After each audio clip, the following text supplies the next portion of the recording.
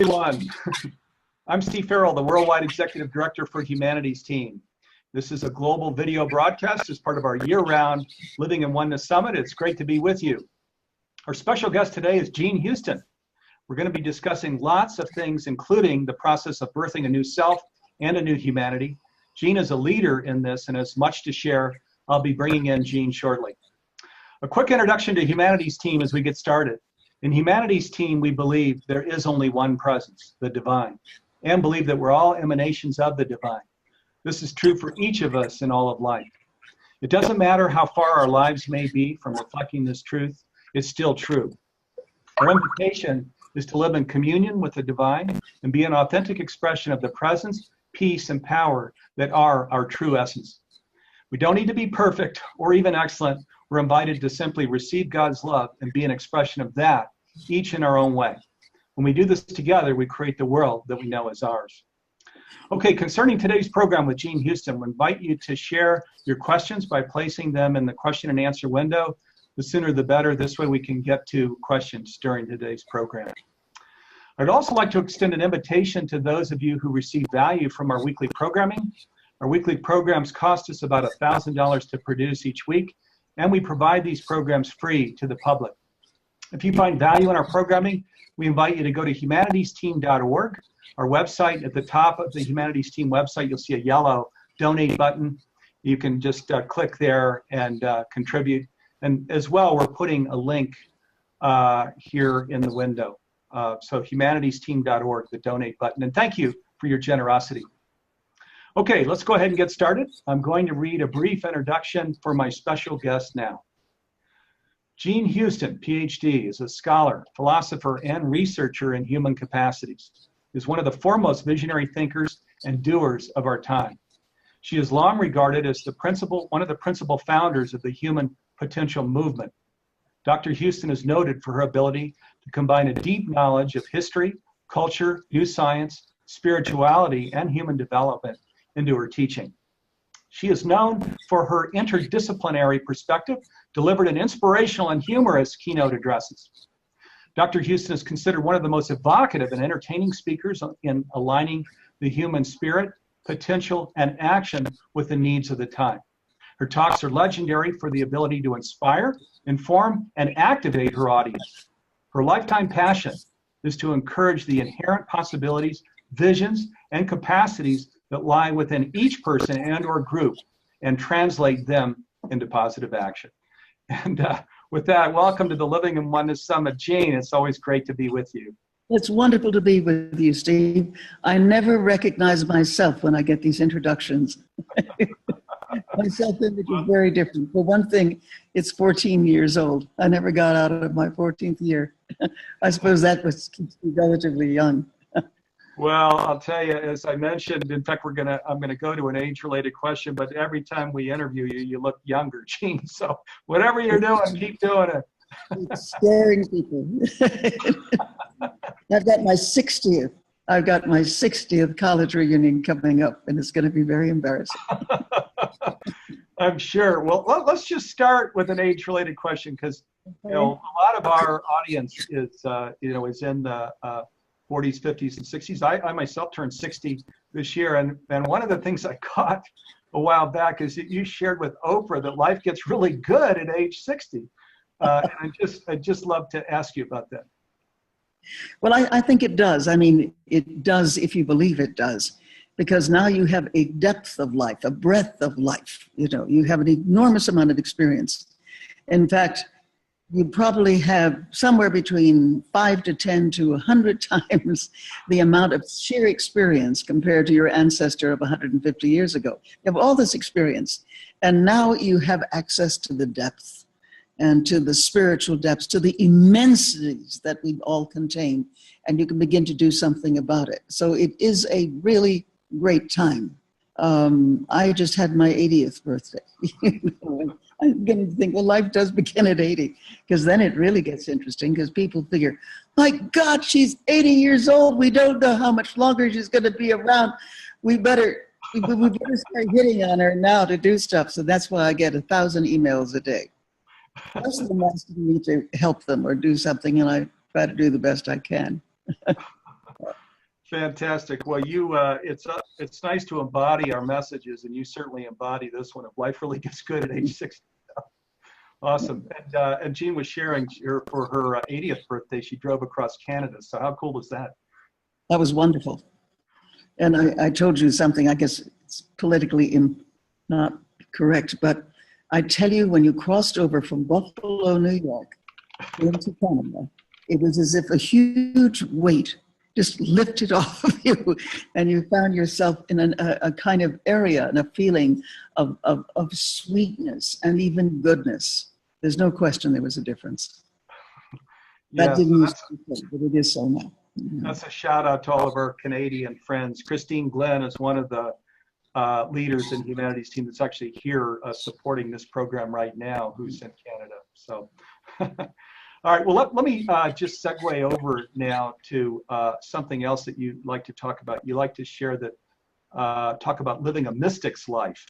And actually, I said a mythic life is what I said. Oh, a mythic life. Okay, yes, a mythic life. I'm sorry. Yeah. So, can you just share about that? What does that mean for you, Jean? Well, it means that life in all its occasions provides a larger adventure. It is not living same old, same old. You're not in a state of, what should I call, serial monotony, not one darn thing after another. But that because you believe that life is full of wonder and astonishments, and this really is your belief form, that is the mythic belief form, then reality itself says, hot dog, we got a live one there. And all kinds of opportunities, strangenesses, wonders, even fantastical events begin to follow you. Because it's as if you are in a dialogue with consciousness or reality that knows that you are available to be useful in a variety of ways that even you begin to find astonishing. You know, I sometimes have, when people says, what do you do? I said, why don't you follow me around for a month? And they do, and they're exhausted, but they generally find out that they also discover all kinds of opportunities to be of service. And it's a question of always service, never Lord. Yeah. And also, if you happen to have as I do have, because these are part of my studies, I mean, I was a very close friend of Joseph Campbell, and we would work together off and on and do seminars for probably about 20 years, And he also had that kind of life.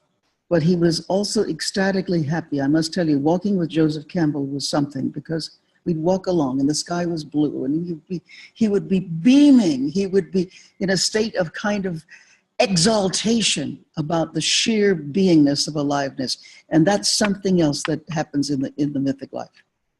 You are truly in touch with the vital springs that support everything.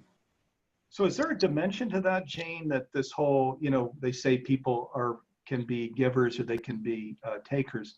Is there a dimension to that of just kind of putting yourself in service? Well, you are in service, but the gifts that come back to you in deep well-being, in delight, are constant. That's what I have found. Yeah. There's always a renewing charge that you live in. So yes, I mean, I'm 80 years old. I live the life of somebody who's 35, 40. I'm not tired. I don't age. It's gotten embarrassing now that since everybody brings up, I have to. Also, I'm half Sicilian. You have to know that. That's 4,000 years of olive oil. So that's part of it. But it's also that you are in a constant flow and a give and take with life. But it means you have to appreciate life. And if you go into one of the blue doldrums, which one does from time to time because it's part of the process of being alive, at least you have the strategies and the knowledge and the objectivity to do something about it, and realize that it is a passing phase that probably comes from our ancient evolutionary past. Yes. Well, let me just ask kind of a related question. You referenced Joseph Campbell. So when people embrace this hero's journey and discover their true selves, some of these issues of practicality, will surface, where people are looking at their job, their spouse, their kids, their other responsibilities. and then just be challenged. What advice or inspiration would you give to people Well, in this case? as you well know, Steve, every incident is different. I don't know that there's any generalities that one can apply, but you did use a key word there, responsibility, but break it down. Responsibility. We have the choice of responses and not to go off, flying off on automatic, which often gives us the worst kinds of actions. So, for example, if a person is going to leave his wife and children, or she's going to do something like that, though it's less likely to happen with her, what are the long-term consequences? I mean, this happened in my own family, that when my father, who was a very, very great comedy writer, he actually did the joke, "Who's on first?" Although, frankly, I think it was he and two Jewish guys, because he was from Texas, and it's a Talmudic kind of joke. That's something else again. But he was in the top of his field, writing Bob Hope, writing Burns and Allen, people like that. And then he left my mother when I was about 14, and us, and myself, my little brother, with no money. Of course, he wasn't making any, so it wasn't his fault.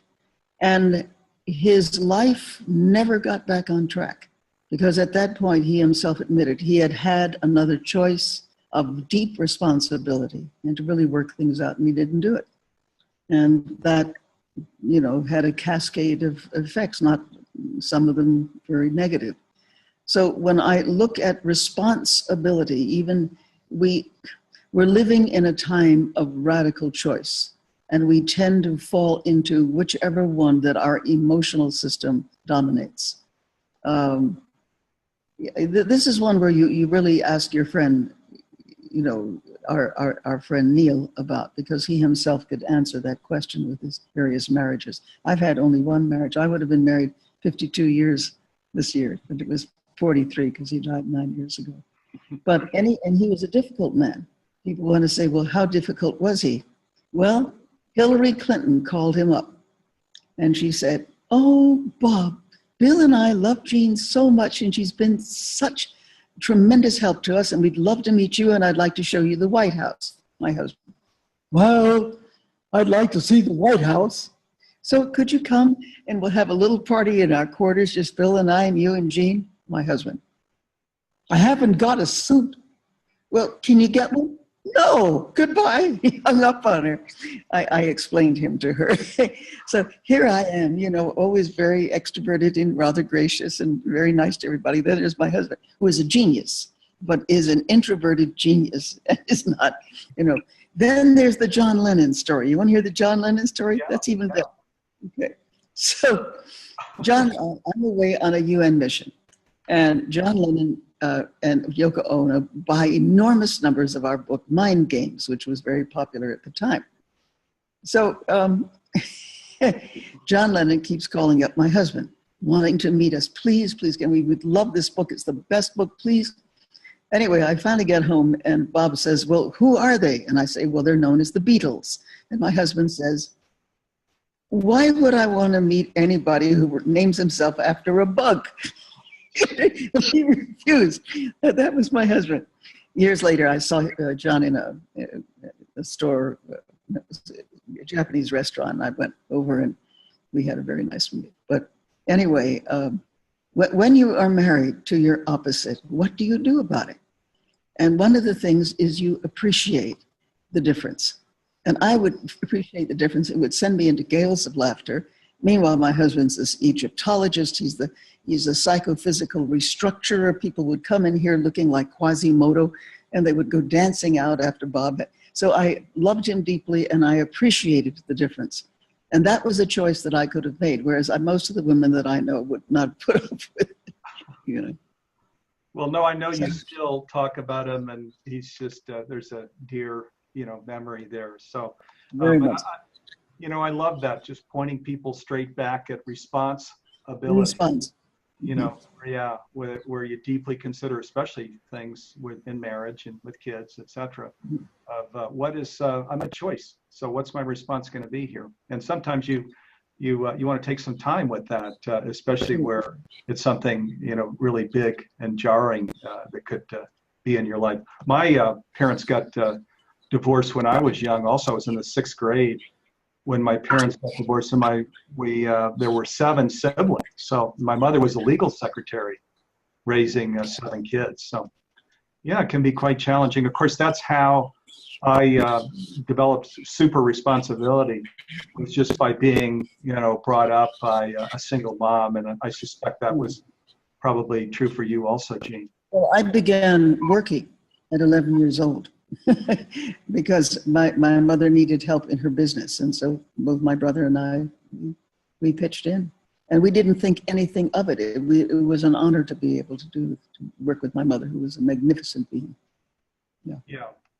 Well, Jean, let me actually go into just deeper into the personal realm here, because you're such an inspiration to so many people. You're traveling around the world all the time, just giving speeches, mentoring people, etc. How do you begin your day? What's your own spiritual practice for just staying centered in being the person that you want to be?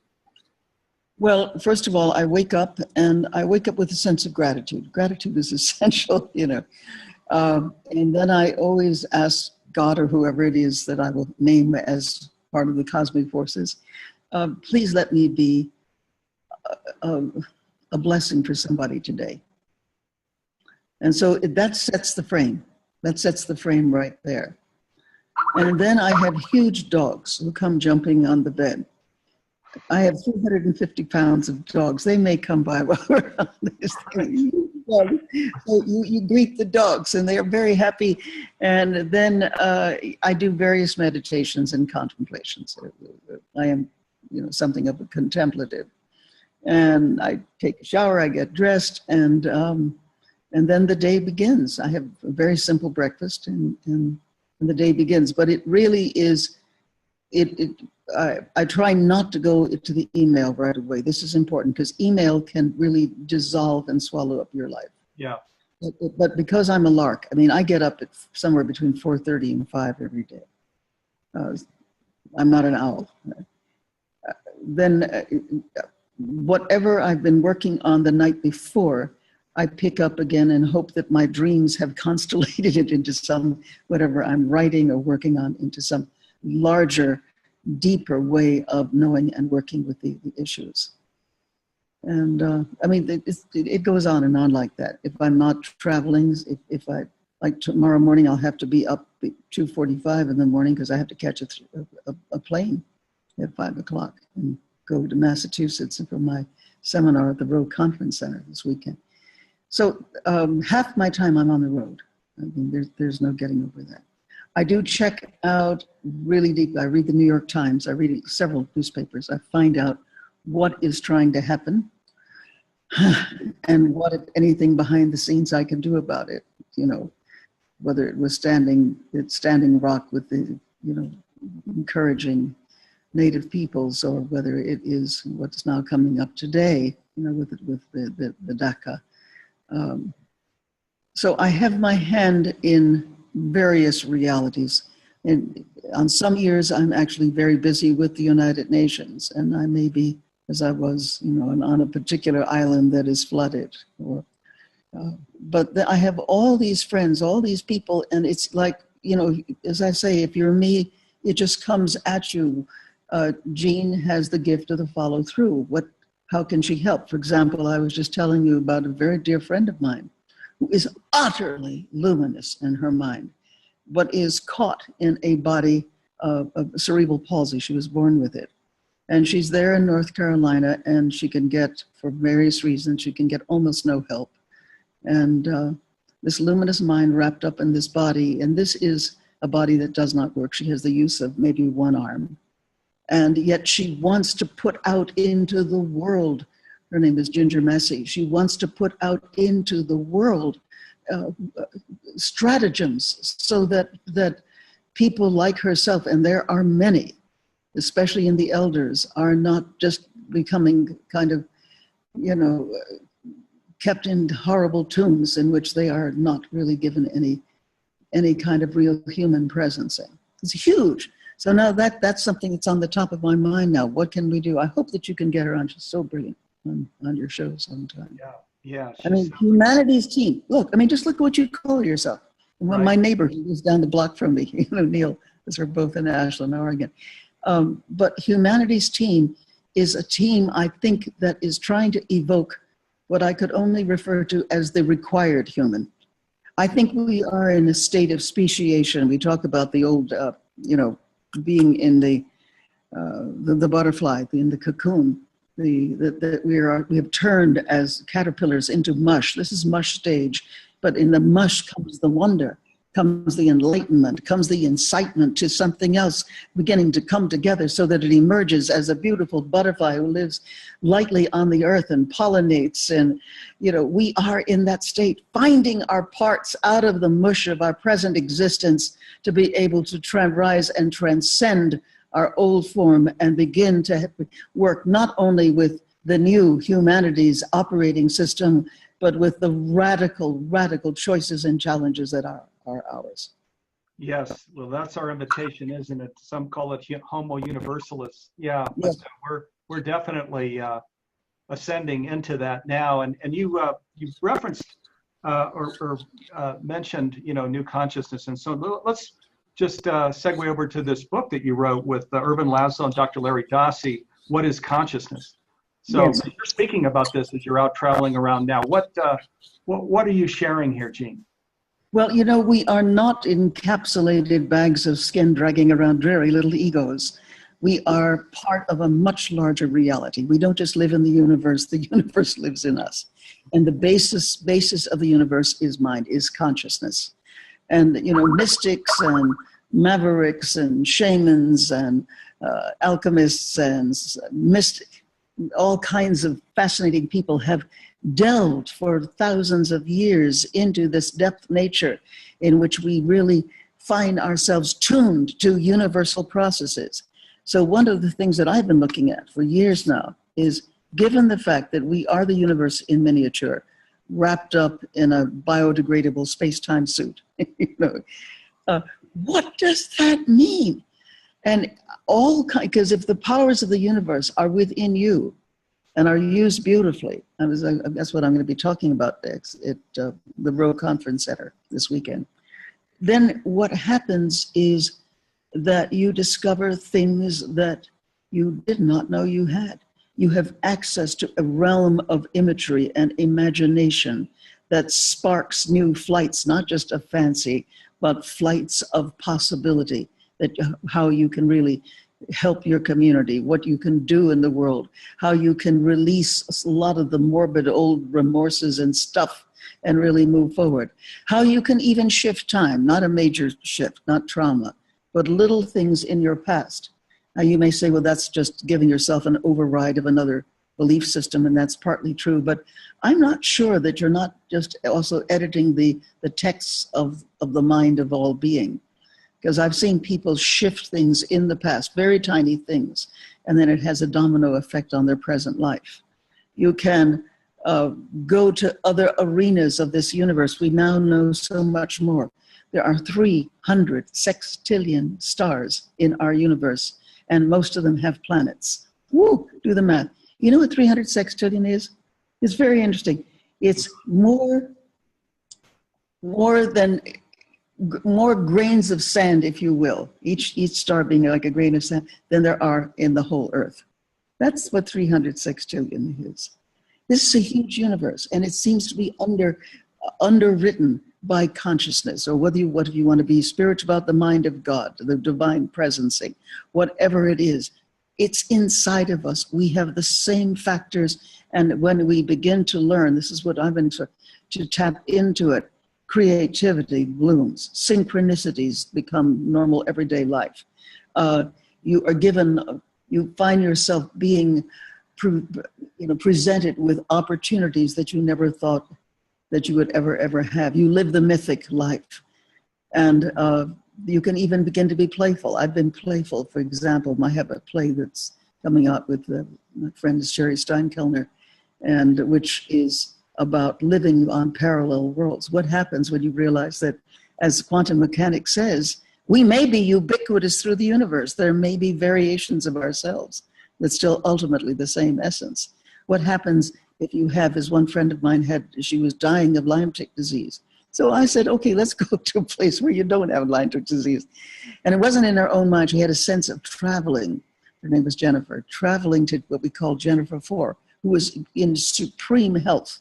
And we then set up a kind of resonance between the two, and it affected her profoundly. And she's now, I would say, 90% well, you know. Now, you would say, oh, this is just playing with your own mind, and you might be right, because it is. But it's mind that isn't just your own mind, it's mind at large. It's the whole realm of consciousness itself. Yes, what Dr. Larry Dawsey refers to this as the non-local mind, the one mind. Non-local mind. Yeah. We have a local brain, but that is a resonant, energetic system that also has access with focusing, with meditation, with contemplative ways, with entering into the deeps that we contain. We enter into this extended mind. You may know that when I was about 8 years old, I did meet Albert Einstein. And I went to this extraordinary school, PS6 in Manhattan, where we were taken to meet Helen Keller, who was really something, and Albert Einstein. And our smart aleck kids, one of them asked, Mr. Einstein, how can we get to be as smart as you? And he said, read fairy tales. And we didn't like that answer at all. So another smart aleck kid, Mr. Einstein, how can we get to be smarter than you? He said, we read more fairy tales, by which he meant imagination. For him, his key ability, his key psychological form was imagination. He said that over and over again. And he would actually put his mind out, you know, on a great ray of light, a light beam through the universe. And from that, it was as if he could come back and know what kinds of patterns and formulas and how to make reality make certain kinds of sense. So when we encourage creative imagination, not just often fantasy, same old, but creative imagination, we find we tap into the very essence of the creative process itself, which is the universe. So Jean, Christine, by the way, asked this question earlier of how do you start your day? And she brings in a compliment. I want to just use the compliment as a springboard. She says, Jean, I love how you respond to life. So many people have been programmed to react to life. Thank you for embodying unity and oneness. Gratitude is life affirming. And it's true, what you appreciate appreciates.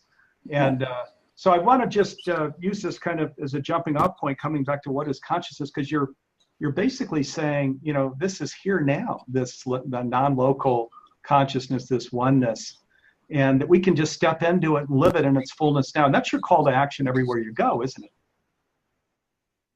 Well, it's part of the call to action, but different cultures. Remember, I have worked in or had training programs or lectured in or visited 109 countries, many of which are radically different from each other.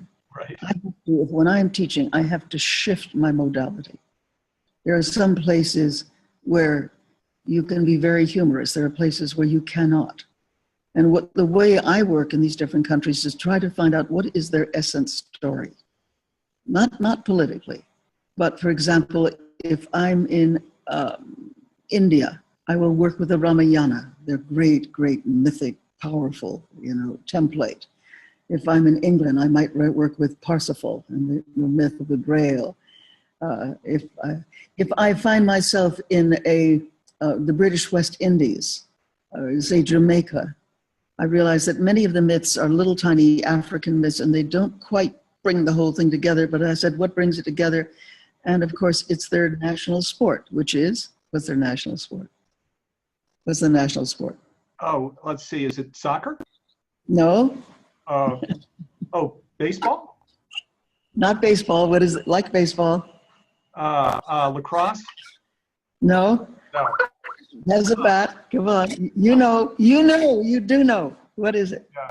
I confess. Same as England. They have wickets. Wickets. Yeah. Come on, you got it. Fantastic. So yeah, no. So I would work within you know, it's cricket.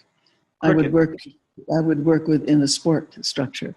So you find what is the essential story or way modality, and you use that story as a way of unforming and reforming the social agenda. I mean, we talked about before about the Wizard of Oz. I once wrote a book called The Wizard of Us. And that is a phenomenal story because, as you said, it speaks to everyone. It speaks to you. Why does it speak to you so deeply? Yes, no, Wizard of Oz, I'm glad you came over to this. We were talking about this just before the program. And I mentioned, I had this dream that the Wizard of Oz is really our story. It's my story, In what way is it your story? Where you start out and it's all kind of looking outside of yourself, and finding people like yourself that are also looking outside of themselves, the lion, the rusty, guy. And just it's where you're basically disempowered. You're looking outside of yourself, thinking the answer is out there somewhere. But as you journey down your path, you realize, oh my God, it's all right here, that it's all within. This is this whole divine. Click your heels 3 times. That's right. There's no place like home. There's no place like home. And divine. Home is actually the collective unconscious of the human race that Yes. you are embedded in. So it's instructive, isn't it? It is. May I be politically incorrect, or is that not right for your program? Yeah, no, there's no politically incorrect. So no, bring it on. You could take the Wizard of Oz and look at it in terms of the present political issues, where you have, first of all, people living in an outmoded situation. They feel unseen, unheard, okay, and unacknowledged. And little Dorothy going to her Auntie M, that terrible lady, Miss Gulch, wants to kill my doggy. She says, oh, go away, Dorothy. Can't you see we're counting our chickens? Go somewhere where you won't be bothering people. Where would that be? Where would that be? And somewhere over the rainbow, when you look at the movie version of it, and you have the 17-year-old Judy Garland with that rich voice filled with fruit, and that intense longing, we all feel the same thing. And so it takes a tornado. It takes a tornado to get her from one place to the other. That's where we are now.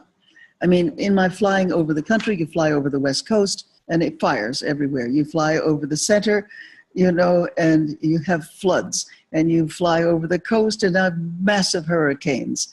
I mean, we are in tornado season. We are in tornado, whether it is an internal tornado or an outward or a political one, And then, of course, she then gets to a place, which is the inner place, where everything is technicolor, 5 senses. She is being, empowered to see and think differently in this brilliant land. And she meets the little folk, the people who then recognize her for the fullness that she is. And she's told if she wants to get home, she's got to follow the yellow brick road. That's the road of spiritual pollen. That's the spiritual road. She meets disempowered beings like herself. She meets the scarecrow, disempowered, thinks he has no mind. She meets the Tin Man, disempowered, feels that with all his empathy, he has no heart. It was not seen for that. The disempowered lion who has lost his courage. These are aspects of today. And then over it all is this terrible being filled with radical narcissism and ego and wants everything is her own way. A real crazy, who is trying to constrain and put down and toss out the values of people everywhere. You can make applications if you want to. But she also finds that she has an archetype, a quantum partner, Glenda, the good witch, which is something we all have, our higher essence, the beloved angel, the higher self that is there for us all the time. I mean, you look at that journey and how they face down awfulness, impossibilities, and they get finally to the Emerald City. They go to the Emerald City, the city of light, the city that is luring us. What to me, that is the possible world civilization with cultures being deeply acknowledged, all diversity acknowledged. And they really are very, very diverse kind of people. Even the horse goes through many colors. I mean, and then there is this being that is a lure of becoming, of possibility. Is it the God self? Who and what is it? they then have to do incredible things. They have to protest. They have to cross into the darkness. They have to bring light in places where it is not, where they know that their time is running out. The time is running out. It's like today. Unless they can really rise up and working together in community, they make the transformation. And the wicked old witch dissolves, of course. And then they get back and discover that the great Oz was really, he wasn't really much of a wizard, but he was a great psychotherapist and gives them what they absolutely need. The empowerment, the medal for courage, the ticking heart, you know, a degree. And when she finally discovers that it was really inside her all the time, all she had to do, her high self, the Glinda says, just click your heels, your red shoes. We all have red shoes. We all have silver shoes. We all have a ground of being that will support us through all kinds of enterprises and exercises. And then when she gets home, she says, oh, it was all in my own backyard. Ha! My own backyard, 1939 movie version of the collective unconscious of the human race, which we all contain. And the wicked witch, the one who the narcissistic, egoistic, world-trampling fool is dissolved. Fantastic. If the shoe fits, wear it. There were a lot of prescriptive things there, Gene. No, thank you for that. Yeah, boy, I'd love to watch that movie with you sometime. Yeah. That'll be part of the bucket list. So, Gene, let me go here to, this is a question from the net. Or I'm sorry, no, this is Sarah, British Columbia. It says, there's so many calamities worldwide, and I often feel overwhelmed and go back and forth whether I should stick my head in the clouds and be uninformed, or should I just take a deep breath and embrace what is happening? So what would you share to this viewer? Well, there's the key word, embrace what is happening. First of all, being of my age and also traveling as much and having seen so much of the world, I'll have to tell you that quite frankly, for every lousy thing that happens, there are hundreds of good things that are happening. You have to have a larger field of reference. Yes, you read the papers, or watch it on your computer, or on the different shows. But at the same time, you find all the places where such great good is happening. What is it? The rising tide of women rising to full partnership with men in the whole domain of human affairs. You know, the fact that we are interconnected, that we are part of a great oneness, something that you're going to be talking about later today. I mean, there are things like that wonderful, The Optimist Daily, something that I always read, where you or Yes Magazine, where you get real, or the great thing that's online, Avaz, which is young people making a difference all over the world. It is huge. It doesn't get the attention it deserves because, unfortunately, the nature of the media is if it bleeds, it leads. If it bleeds, it leads. You know, but it then distorts the fullness of what is really happening. You've got to find balance. And if you don't find balance, then you're just going to, the old brainstem, the old reptilian amphibian complex back there that is always a hot spot looking for hot spots so it can protect you, rises up and overwhelms your nervous system and your limbic brain, your emotional brain. And then you fall apart in your neocortex that really can go out and do things. You've got to find balance. And, you know, really, Steve, what you're doing in Humanities Team and all these programmings that you're doing really is about finding the balance, is it not? Yeah, absolutely. Absolutely. It's about, you know, we've all been in the spiritual gym, so to speak, right, for all of our lives and probably prior lives, preparing us for where we are now, for this whole shift, this awakening, this transformation, this ascension. And it's about really, we're an alchemist, right? When we'll step into that role. Yes. So when it bleeds, it leads, which is so true. And just taking that, but being an alchemist with that, as opposed to projecting more of that out, right? We've got to be disciplined and devotional and intentional. I love the way, Gene, you wake up and you're starting it with, how can I be a blessing? You know, that's alchemy at its best, isn't it? And also it's appreciation. It's deep appreciation. All right, here's a story that I don't tell. I spent some time in the White House, as you may know. Yes. I was also helping Hillary with her book, It Takes a Village to Raise a Child, among other things. And I found it to be one of the most negative places in the world. I mean, poor Hillary, she's getting trashed every day. No more than that. It was every hour. Every hour, the young man would come with a brown envelope, and she'd open it up and say, "Oh my God, what is it? Come on, let's get back to the book." Next hour, here's the brown envelope. Oh my God. Finally, around the 6 o'clock, she might tell me what it was. I say, "Hillary, this is horrible. How can you stand your life? How can you stand your life? This would, just devastate almost anybody, even a typical day here." And she took a deep breath. She says, "Jean, I am so filled with gratitude. There's so many good things and good people in my life and the opportunities I've had. In spite of all this, I focus my attention with a deep sense of gratitude. And that's what gets me through the day, that sense of gratitude." Yeah, well, what a perfect thing to bring in, because I imagine most of our viewers don't know that I'd heard you had an office in the White House. No, I did not have an office in the White House. I was in many offices, but no, I was helping writing with the book. That's it. Yeah. Well, boy, that's instructive now, though, isn't it, with these challenges that are here, to, again, just keep ourselves centered in this place of gratitude, of blessing, of alchemy, and really using these spiritual tools that we have. Because God knows we can't afford to have anybody sitting up in the stands now. We've got to all come down on the field and play our part to really take this to where it wants to go, huh? And Jean, I'll even bring in here relating to that, because you share that this is a time of great change, remarkable opportunity are upon us to succeed. We can no longer go it alone. We must partner with one another to share innovative and creative ways in which to rethink and restructure our individual existence within the context of expanding global community. So this is just pointing us straight into that discussion. Let's talk a little bit about that. Well,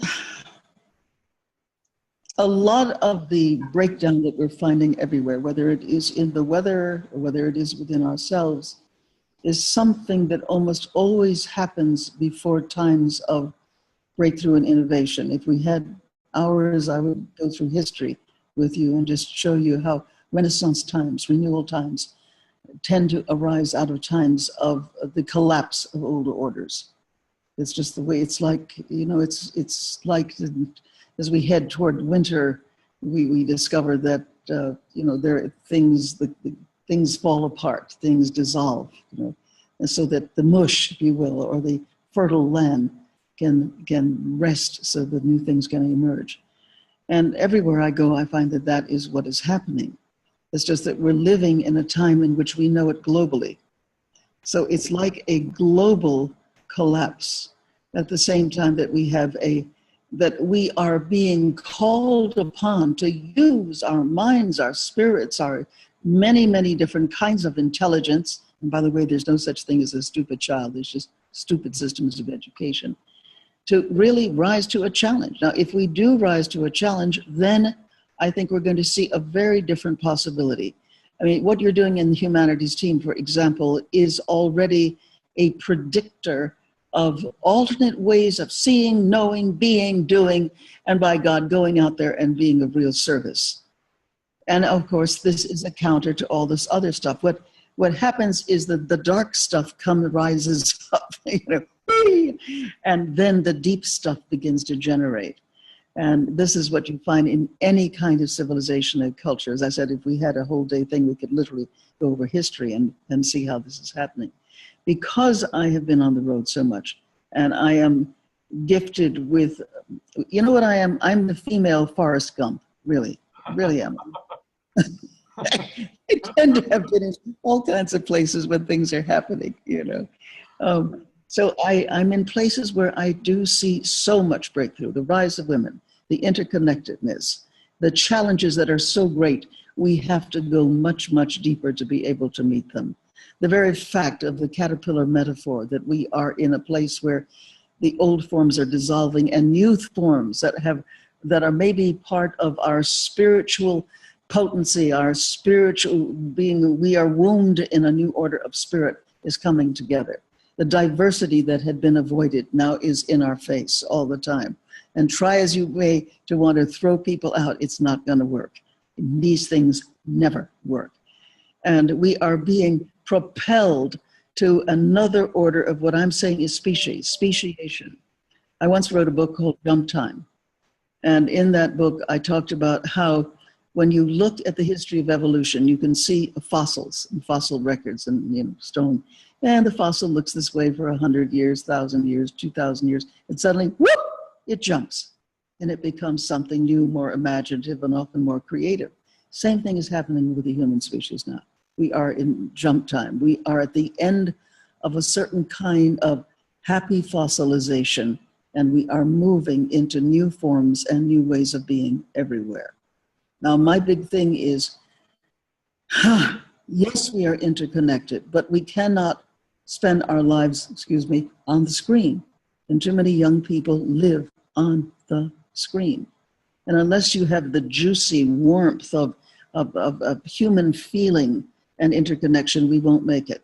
So we either are in the jump time and the time of radical transition into a new kind of speciation, or we're out of here. I mean, in 200 years, there'd be like 1.5 million of us left. We will look awful. And we'll be stumbling over abandoned electronic appliances, and we won't be around too much longer. There's all kinds of science fiction stories about this. I mean, I'm an old science fiction writer, and I find that so many of the novels are dystopian. They're all end of the world or dystopias, terrible situations. That's not a good thing. This is the time for reimagining life. That's what I do. That's what I try to teach. Reimagining life. Reimagining society. The innovations are there beneath the surface crust of consciousness that want to rise up. And I believe, frankly, that as we begin to attune to whatever you could choose to call it, consciousness, God, the enormous amount of information that is there available for us in our different or deeper states of consciousness, there are solutions, there are ideas, there are ways of being and knowing that are redolent with potency and promise and ready to come through. Yes, and hopefully we're all like more near the end of the Wizard of Oz movie as opposed to near the beginning. We're, again, with the spiritual tools that we've acquired over decades, over our lifetime, that we're in that place of knowing, yeah, of course I'm here. I'm ready. I'm stepping in, and you share, Jean. You say that when we step in, that we're in this place of heightened awareness, of awakened sense of purpose, of dedicated commitment. And this is a part of this whole jump time thing, isn't it? Very much so. By the way, I'm not supposed to mention it, but I will anyway. On September 26th, a very, very great and important book is coming out. Not written by me, written by Lynn McTaggart, who wrote The Field, The Bond, has been doing the intention experiment. And she calls it The Powers of 8. And all over the world, she's been having groups of 8 that get together to meditate, to think together about healing people. And people are getting healed. But not only are people getting healed all over the place, but the group of 8 becomes attuned to a larger reality. They become mystics. They become spiritually enhanced. And I'm mentioning it. The Powers of 8 comes out in late September because it's one of the most important books I have ever, ever, ever read. So I'm the first to announce it.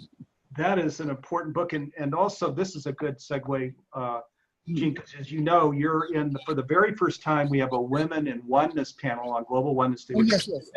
October 24th. Jean is a part of Global Oneness Day. Lynn McTaggart is on the Science of Oneness panel, and we'll talk about this Power of 8 with Nassim Harriman and Bruce Lipton and Greg Braden are with them. So it'll be an extraordinary conversation. Let's talk about Global Oneness Day. You've been a huge contributor over the years, Jean.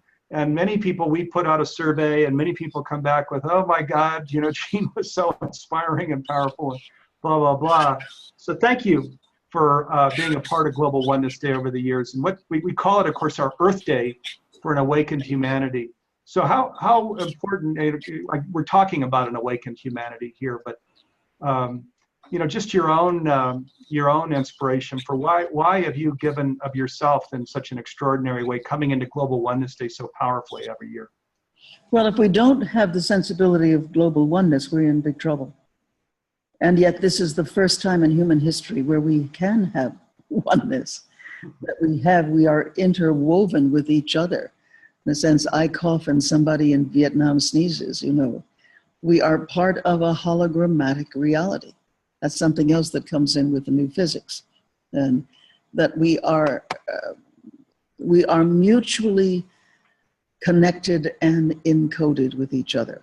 Now, when we take that deep knowing that comes from physics and comes from spirituality, and we begin to weave it together into a day in which we become crucially, potently aware of it, and it is celebrated and it becomes a resonant field that moves out throughout the earth, you are bringing a great goodness into time. I myself believe that within the next 20 to 50 years, this is my personal belief, we will be moving toward a world civilization with high activation, high individuation of culture.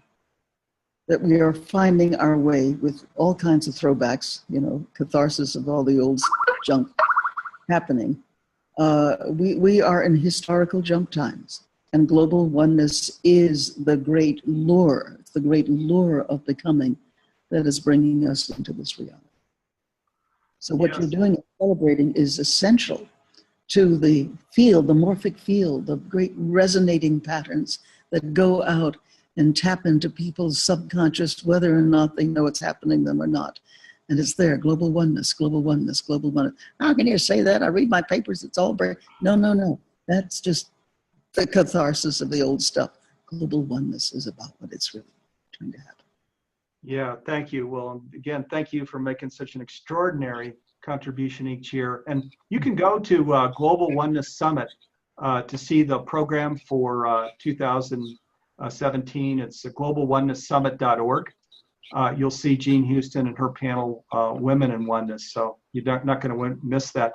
I'll come back and share that one more time here as we're closing out the program with a little bit more about Global Oneness Day. But Jean, just with we've got like 3 or 4 minutes left here, and you have this social artistry foundation. It's the Jean Houston Foundation, was formed to teach social artistry. So this is your nonprofit. Do you want to just share a word about that? And also websites where people can go to follow your work and enroll in your programs and things. Well, they can go to my website, jeanhouston.com, to find out things that I'm doing. But social artistry is something that I created, or really co-created with a lot of other people. And it has to do with the fact that to bring the same kind of passion that an artist brings to his or her drawing, painting, sculpting, music, dance, to the social canvas. And so we train people, especially young people, we train people how to become social artists in making the possible in society. And you can go to socialartistry.com.org, or you can go to Jean Houston Foundation, and you'll find out a lot about it. But there's lots of opportunities to learn, to train, to become, and then to do in this world. Fantastic. So jeanhouston.com to just follow Jean's work, and you'll see reference there to the Jean Houston Foundation and social artistry. So be sure to check that out. And you're looking at it now, is that right? You're looking at it now? Yes, I think we may be putting a link in the window here. Again, we've got a huge group of people. I'll be thanking them here shortly that are supporting this program. So what's your call to action here to all of our viewers as we're pointed at Global Oneness Day out in October? You're getting ready to hit the road, and you mentioned you're going to Massachusetts, to Seattle, to London. What's your call to action here to our viewers? Well, the call to action is to be responsive. If you say, like I do, God, Lord, universe, help me be a miracle to somebody today, things will start to happen. Forgiveness is very important. Love is at the essence of it all. If you are living in a kind of terrible eternal return of anger or remorse, it's time to clean up your act. And one of the best ways of cleaning up your act is by being deeply present to others and being a blessing, being of service. There's nothing that works better, I find, in our psychological template than being of use, being of service. I once asked Margaret Mead, who, you know, I was the adopted daughter of Margaret Mead, and a wonderful mother, she was a wonderful daughter, but that was our relationship. And I once asked her, what do you want in your tombstone? And she said, she lived long enough to be of some use. Oh boy, that's me too, you know. But usefulness, creativity, reaching out to others, being of service, that is one of the best ways of cleaning up your act. It's the restorative justice of the human soul. Yeah, beautiful. Well, that's a good place to end. And Margaret Mead, I've got on my wall here, never doubt that a small group of thoughtful, committed citizens can change. That's the only thing that ever has. It has, yes. So wonderful. Well, Jean, thank you. Wow, you know, an extraordinary hour. And thank you so much. I'm going to come back and thank you some more before we close this program. But just thank you for, you know, she just came back into town here a couple of days ago. She's getting ready to head out of town, and we're grateful to have you with us always. Thank you so much. Okay, Humanities Team is a key member of the Conscious Business Alliance. I just want to share with our viewers, it's composed of 4 NGOs, the Humanities Team, the Club of Budapest, the Koi Peace Foundation, and the Fowler Center for Business out of Case Western Reserve University. Our declaration says that the purpose of business is to increase economic prosperity while contributing to a healthy environment and improving human well-being. If you like that idea, I invite you to go to consciousbusinessdeclaration.org and read the very short declaration there and sign it if you get an N or yes when you read it. And invite you to also have your friends and family and coworkers sign it as well. Upcoming programs that you don't want to miss. Barnett Bain is up Thursday next week on the 14th at 9 o'clock Pacific. As you may know, he's the producer of What Dreams May Come, the Celestine Prophecy, and Homeless at Harvard. And then the following week on Thursday is Patricia Cota-Robles. She's up at 9 o'clock Pacific time. You can see and register for all of the upcoming programs at livinginone.com. And of course, all of the programs are free. And if you miss the program, there's a recording, a link that's sent out so that you can listen for about 96 hours following the program. We talked about Global Oneness Day here just a moment ago. I want to invite you again to put that on your calendar. It's Tuesday, October 24th. For the first time ever, the whole program is in video. It's also going to be on the Amplifield like last year so people can share their inspirations throughout the day. It's over 12 hours of programming. It's free. Jean Houston is there. She mentioned Lynn McTaggart, many other people, leaders, world leaders, scientists, leaders from the entertainment profession, spiritual leaders are there. It's an amazing program. If you go to globalonenesssummit.org, you can register. And that program also is free, and a link is sent out with all of the panels if you miss any part of the day. It's going to be amazing.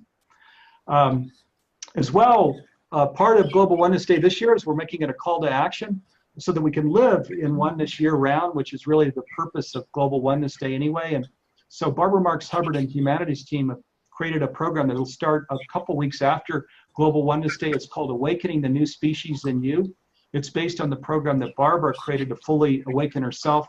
To learn more about it and receive some complimentary videos that talk about this becoming a Homo Universalist, you can go to awakeningnewspecies.com. And again, and during Global Oneness Day, there's a panel where we'll talk about this with Barbara Marx Hubbard, Neil Donald Walsh, and myself. Neil had a book come out in March called Awakening the Species. It's this last Conversations with God book. It's the 10th book in the Conversations with God series.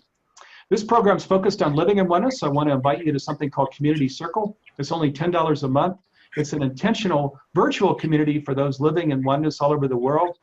It allows you to collaborate and connect with leaders like yourself, again, all over the world. And it gives you continuous access to 350 programs like this one that you can listen to anytime, any day with friends and family. As well, there is a bi-monthly program like this. It's using Zoom where people come in and share about their own journey in oneness. There's a Facebook page and a book club and all of these things. And again, it's only $10 a month if you go to humanitiesteam.org. and scroll down, you'll see Community Circle, and you can learn more about it there. Want to come back now again and thank Jean Houston for just, it's such a privilege and pleasure to be with you always. Thank you for being here. And I want to also thank my colleagues, Garth Catterall, Caroline Chang, Nanette Kennedy, and Dee Meyer. They make this program possible. And then last and definitely not least, thank you to each of you for being a part of this program each week. Thank you for being here and participating. And in closing, I want to invite all of us to live as one. This is ultimate reality. And of course, each of us is going to do this in our own way. So we invite you to just open yourself, receive what we call it God's love, and then be an expression of that authentically, each of us in our own way. We'll see you on Thursday next week, September 14th at 9 o'clock Pacific time, when we're back on the air with Barnett Bain. And thanks again, everybody. Jean, thank you. Thank you. Yeah, you're extraordinary. Thank you so much. Thank you. Okay, Godspeed. Godspeed, everybody.